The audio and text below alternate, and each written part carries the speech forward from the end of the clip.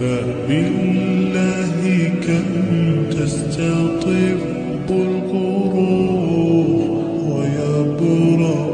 جروح الكثير الجريح، وينشط ذاك السقيم العليم، وقد كان